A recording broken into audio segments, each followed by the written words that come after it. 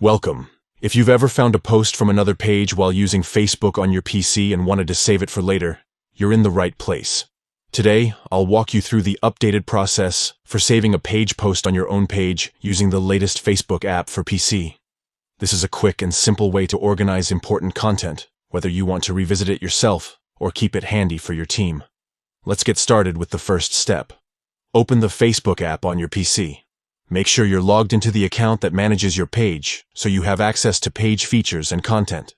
Next, navigate to the post you'd like to save.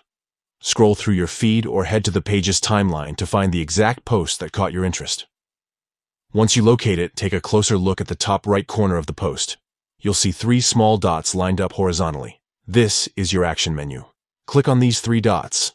This will open a drop-down menu with several options. In the latest update, you'll notice an option labeled Save. Click on Save.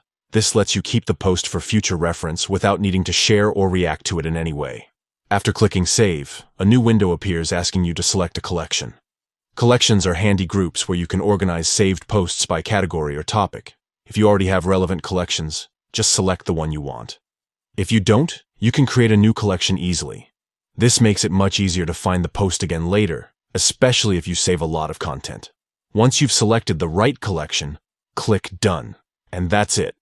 The post is now saved directly to your chosen collection, ready for you to access whenever you need it.